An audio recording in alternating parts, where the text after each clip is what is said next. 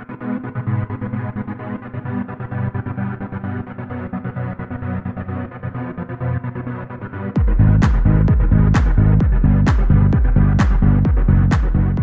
guys, what is up? It is Eric, also known as Aviator, coming at you live once again from my house here in Central Florida.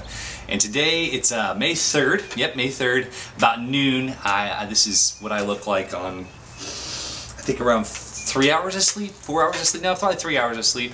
I went to bed super late, got up really early this morning around 4 a.m. to try to download the new Escalation map pack, and I got it. It took almost 3 hours before I got it, but I did get it, and I've been playing on it this morning. I actually played with some amazing teammates. I had T. Martin, X-Jaws, Onslaughts, Sons of Justice, gosh, Mr. Blackout, Dr. Chiz, MkII, Nuckfuckets. I mean, just crazy, big, huge list of different commentators I've been playing with. Some really great guys as well. We had a great time. Oh, Wings of Redemption as well. We had a lot of guys in here, and everyone was kind of just playing the map pack. And in fact, one of the games I'm going to have a clip from at the end of this, X-Jaws was in our session, just kind of joined, and we ended up playing with him and whatnot. And just crazy seeing how many commentators are on really early in the morning at one of these releases. But I wanted to take a minute really quick just to tell you what this video is about. I just spent the last hour and a half or so editing together a quick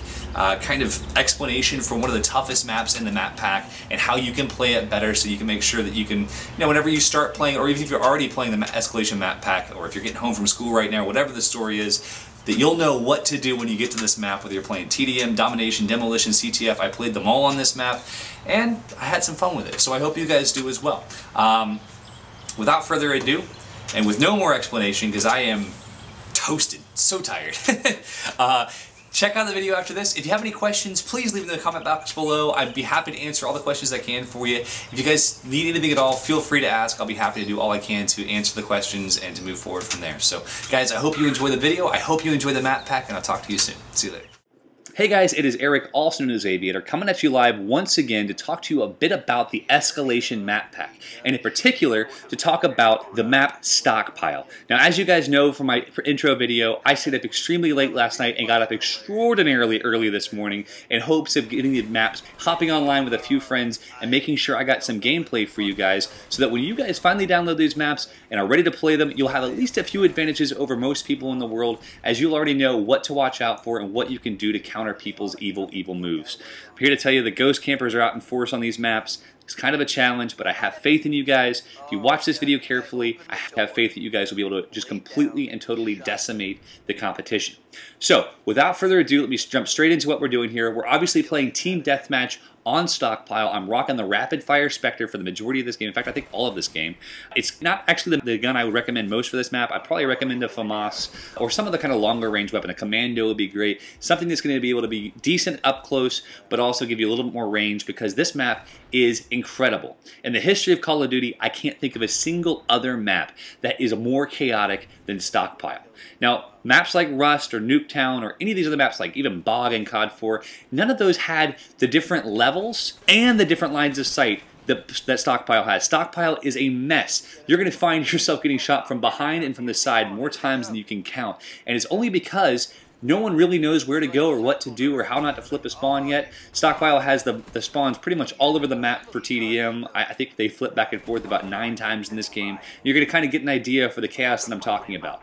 Now, obviously, by now, you've seen that I've been spending the majority of my time in this central building. Now, the central building is, without a doubt, one of the most powerful points on the map, and that's simply because everyone kind of gravitates toward it, just like there's a magnet in there or something. I swear, it's crazy.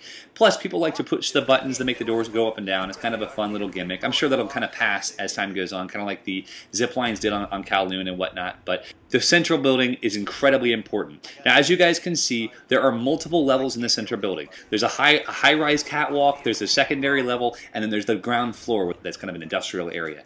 Now, with this in mind, you guys want to make sure that you're either controlling the high ground or you're keeping the other team out of it. I'm oftentimes running around at the bottom, and it's kind of foolish of me. I get lucky here and there. You guys are going to see I don't claim to be the best player, but I did get fairly lucky in this game. Without further ado, I want to talk about a few more things that you guys should be doing on Stockpile to ensure your team's success. First and foremost, be aware. Now, I know I talked about this a little while ago, but this map has a plethora of lines of sight. Basically, anywhere you're standing, you have 2 to 3 different places you're going to be shot from. Because the spawns are so finicky in this map, particularly in TDM, you want to be very, very cautious about leaving yourself exposed at all. Now, that doesn't mean you should camp, because a lot of people are camping right now. It's absolutely obnoxious. You're running around a corner, some guy's laying down with a FAMAS and Ghost just spraying at you. Really frustrating, but you can compete with that. As long as your entire team works an area of the map and allows the other team to come to you, you will succeed at this map. So, what you want to do to succeed on Stockpile. I definitely encourage that your team works the outside edges of the map, especially if you're playing against a stronger team that's trying to lock down that center building themselves. Work your way outside. Everyone's going to be driving themselves in, trying hard to get control of that central building. Work the outside of the map, particularly if you're using a silence class, something that's not going to alert the other team as to where you are. I recommend a silenced M16 or a silenced Galil for this. I don't necessarily recommend using Ghost. I actually think that Hardline will probably benefit you more in this situation. Running counter spy planes and spy planes is going to be really, really crucial, particularly in the first few days of this map pack, because people are camping. People are trying really hard to make sure that they can, pull off a couple of decent gameplays on these maps. So, work the outside edges as much as you can. Use the high ground. There are lots of buildings you can get in on this map. I know that some of them are kind of frustrating to get in and out of. Some of them are going to have a lot of different entrances, but you do what you can to use the high ground to your advantage. Whenever you're above the other players, they can see much less of you than you can of them, and that gives you a great opportunity to get headshots and just to work the objective. Next, leverage cover. Leveraging cover on this map could not be more crucial. I know that it's kind of one of those things that you hear about every single map, but because this map has so many, just sundry different lines of sight and ways that you can die, you really want to be careful to hide behind cover, to work yourself around, show as little of your body as possible, and as Woody would say, control the engagement. Next thing you have to keep in mind, I want you guys to be really careful about checking corners.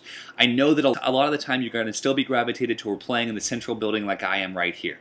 Mind you, this was my first game on this map. I had no idea what to expect. That's why I'm kind of looking around like an idiot trying to figure out what's going on. So, recognize that most people aren't watching the corners. You guys can either work the corners, kind of run from corner to corner, work your way around, or if you're not doing that, you need to be very careful that someone else is not doing it to you. The next thing I want to talk about is the areas of the map that you need to be most aware of. Now, as this game winds to a close, I want to make sure that I back out and go through some theater mode spots with you, just so you can get an idea of exactly where you need to be careful of. As well as 1 or 2 spots on the maps that you can use to your advantage to be able to wrap around behind the enemy or to have great cover while you're working the objective. Now, one of the first things I want to cover is my first death in that TDM game.